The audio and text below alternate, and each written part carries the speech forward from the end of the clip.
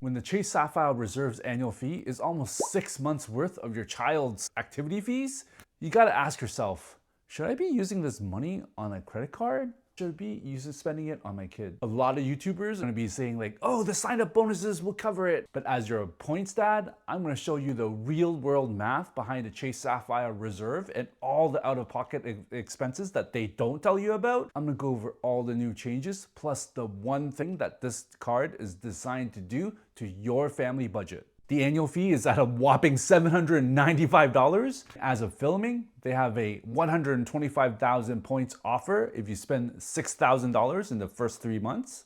But for a lot of families that had the Sapphire in the past, you're no longer eligible based on the new changes, like my family.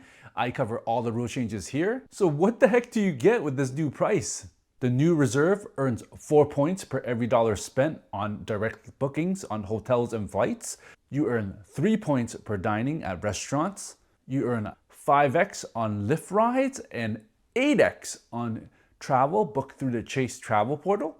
And just like the Sunday Flyer, you get a bajillion coupons. You still get that $300 travel credit that can be used at many locations.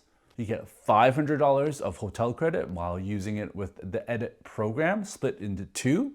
You get $300 of StubHub credits. Plus, they have a partnership with DoorDash where you get $300 of credits total in a year split in different monthly amounts. You also get $300 split into where you can use it at fancy dining restaurants at the Chase Reserve dining tables partnered with OpenTable. You get $10 every month for Peloton subscriptions. And finally, you get free Apple Music and Apple TV subscriptions valued at $289. The new Chase Sapphire Reserve also comes with a new point boost, which allows you to use your points to be redeemed on the Chase portal up to 2 points per dollar. When they first launched the Edit program, you could use points for 2 points % at the Edit program hotels. However, they have silently edited the terms and conditions, and now it's up to 2, and many of them are well below the 2-cent mark. Finally, the Chase Sapphire Reserve also allows you to redeem your points on erasing charges on your credit for select categories that are rotating for up to 1.25 cents. But most families watching this video will most likely be using your Chase Sapphire Reserve to be redeeming directly with a transfer partner. And Chase has unique ones like Southwest, United, and Hyatt. As for travel benefits, you get access to the Chase Sapphire lounges. While they're small in number, they're pretty awesome if you do find them within select cities. The most important thing is the Chase Sapphire Reserve has some of the best travel and purchase protections out there. Here's a full list of all the details, and I'm gonna highlight some select ones that my family likes to use, which is the primary collision damage waiver that we use for rental cars. It has a nice 6-hour trigger delay window for delay traveled, and a nice to have little perk is up to $2,500 for emergency medical and dental benefits, especially when you have little kids. Here's also a list of all the purchase protections that you get with this card. And if your family happens to be a big mega whale and a big spender, and you spend $75,000 on this Chase Sapphire Reserve, Chase decided to give you a set of benefits listed here. Unfortunately, some of these benefits like IHG 1 Diamond Elite status can actually be gotten for a much cheaper price and a lot less spend. Don't get fooled by Chase's marketing team, even though there's hundreds and hundreds of credits that you get. Here are 5 things that your family needs to consider for your family budget. Number 1, the new spending categories aren't really great for families. While they kept the 3x on the reserve for dining and restaurants, there are actually many other cards out there that will give 3 or more points per every dollar spent for a lot less in annual fees. They also changed the 3x on travel categories to 4x on hotels and flights booked directly. The 1 additional point is nice. For most family is a net loss. They also reduced the 10x on the travel portal to 8x. Overall, I'm gonna give a big fat 0 for savings against the annual fee that you paid. Number 2, the math behind the travel credits. The $300 travel credit is possibly the most easiest travel credit to use out there. So I'm gonna easily knock off $300 from the $795 annual fee. For the $500 that you get off for the Edit Hotel program with Chase, This is split into 2 payments. When they first announced it, it was $250 for every 6 months of the calendar year. However, because of the really bad reception of the card, they actually had to change this, and starting 2026, you're actually gonna get $250 credit for booking of 2 nights or more. They're also offering for the year 2026 an additional $250 off if you book at these specific hotel chains. I'm not going to consider this into the math equation because this is a one-time credit because they realized how bad the reserve changes were. Here's the math behind the Edit Hotel program. Number 1, small set of luxury hotel chains / partners that they have with the Edit Hotel program does not really match up with the $250 credit that they're giving. It's $250 for a 2-night minimum stay. It's actually only $125 off for every night. Number 2, if you dig into the 2-night minimum stay requirement with actual real life hotels, my family looked at possible locations that we were thinking of in the upcoming years, such as Taipei, Hong Kong, Seoul, Japan, Orlando, San Diego. And let's just say that it was really hard to find anything under $250 a night, let alone the $125 a night because of the 2 nights minimum stay. In addition, the brands like the Ritz-Carlton, the Four Seasons, their nightly rate were closer to $500 to $600. So that $125 a night credit that you're getting from Chase doesn't even cover 50% of the nightly rate. Ultimately, the $500 off the Edit Hotel program by Chase, it's a very situational credit. You should think of it more like a 20 to 30% coupon off for a 2-night stay at these fancy hotels. If you're going to actually try to use the Edit Hotel credit, you're going to most likely have to spend out of pocket. I would value that the $500 credit is actually only really $100 of value that I would subtract off the annual fee, and I'm going to add on an additional $300 of out-of-pocket expenses that they don't tell you about because you're most likely gonna have to spend a lot more in actually to use the credits and booking a 2-night stay. Number 3, the math behind the lifestyle credits. Our family uses the door crash credits the most regularly and effectively. It's a total of $300 annual credit plus an annual membership that you get. It's split up into 2 times $10 of credit at stores and $5 per month at restaurants. Every month we make a regular routine is to drive to Dashmart and pick up toilet paper, paper towels, cleaning supplies, you name it. But the important thing is if you buy from Dashmart or these specific stores, they actually have a markup of around 15 to 20%. So the real value of actually getting these items is not the full $300. I'm gonna say maybe $150 of savings taken off from the annual fee. But here's the out-of-pocket expenses that they don't talk about. To use these $10 credits or $5 credits, you're most likely gonna have to pay additional. As much as I try, I cannot get $10 or $5 exactly, and you're going to be paying a little bit more, especially for those restaurant orders. So I'm gonna say that there's a $5 hidden out-of-pocket expense every month by just using these DoorDash credits.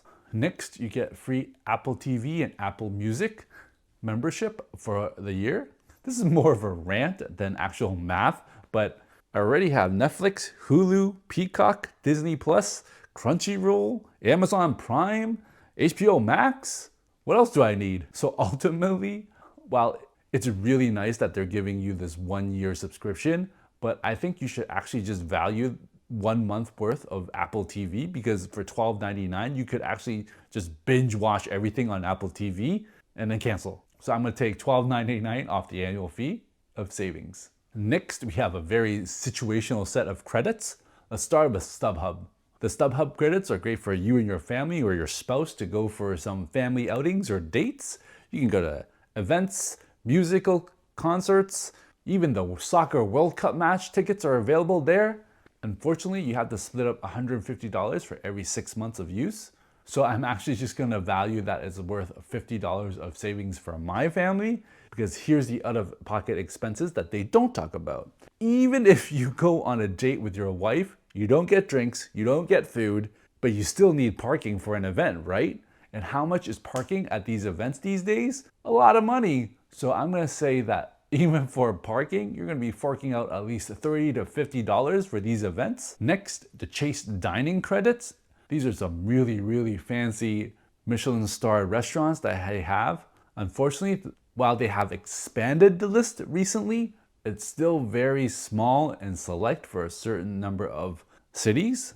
And if you're gonna do entree, appetizer, drinks, tip, it's gonna be well over the $150 that you have every 6 months. I'm just assuming this is you and your spouse. And if you're gonna bring all your kids, it's gonna be way more than that. I like the idea of having a fancy date with my wife, so I'm gonna value the savings at $150 per year of value and take that away from the annual fee. But I'm gonna say that $150 isn't really gonna cover everything, and there's gonna be at least of $25 out of pocket to cover all the other expenses like tip, fees, parking, etc. Number 4, travel protections. I personally am a very risk-averse person, so I actually value these protections higher in value than maybe most other families. We use the collision damage waiver primary rental coverage a lot, and so therefore it gives me peace of mind while I'm driving a rental car. As for the other travel protections like the 6-hour delay or cancellation or interruption or baggage delay, these are all very situational. I'm gonna say this lump sum estimate by using $25 to $30 for collision damage rental car coverage that you get at most rental car companies. Let's say you rent for 7 days. I just made it a nice easy $200 round number. So take that off the annual fee and you get. Number 5, the new points boost unlock. Before, there was a clear fixed redemption rate if you had the Chase Sapphire Reserve with 1.5 cents per point. Now you get this points boost and it's determined by an AI algorithm. Let's just say that the algorithm is gonna favor Chase over you. In addition, with the stealth change that they made to the edit Protel programs of 2 cents per point, now using the up to language of up to 2 cents per point, this shows that they're trying hard to really maximize on their savings. I actually think that most families get zero value out of this feature because most of you that are watching these videos are going to be using direct points transfer to transfer partners. So you're not really going to be trying to maximize on points redemption boosts for flights or hotels on the Chase travel portal. So I'm gonna give you another big fat zero to the amount of savings on an annual fee. Here are the rotating categories that you can use Chase points right now to erase charges on your statement. These are great categories for family expenses. And depending on your family situation, you might be needing to use your Chase points to erase these charges. Could I literally plan my year out and use every single credit that Chase has offered me on this card? Yes. Yes, I can. The honest truth behind the math is that while I can be net positive and get return on my investment with the annual fee, they don't really tell you about the hidden out-of-pocket expenses of almost up to $500 that you need to plan for in your budget. Regardless of if you trust my math or what Chase says on their marketing materials, it's clear that this card is meant to do one thing, summed up in 3 words: lifestyle creep. They want you to convince your mind to say, I need to get max value out of this $800 annual fee, so I'm gonna do all these things. But do you really need to shop for groceries on DoorDash versus Costco? Nope. Do I need another TV or music subscription? No. Do I need to stay at a Ritz-Carlton versus a Hyatt Regency? No. Do I need to buy Taylor Swift concert tickets on StubHub ASAP? Yes. The new Chase Sapphire Reserve is designed for the 1% to spend more money. While my family can use up $800 worth of credits on this credit card, but I need to plan and save up another $500, that's a total of $1,300 that I need to take out for my budget. And I don't know about you, eating at restaurants these days are super expensive, especially for my family of 5. Feels like every meal is at least $100 when you're all said and done. Here's my honest opinion. Most families that are watching this video right now, you can get max value by not getting the Chase Sapphire Reserve and getting the Preferred instead. And you get a lot of these benefits that you want out of the Reserve for a lot less price. And if you're interested in the math behind some of the most unique ways to use your Chase Sapphire points, then check out part 3 of my Chase mini-series.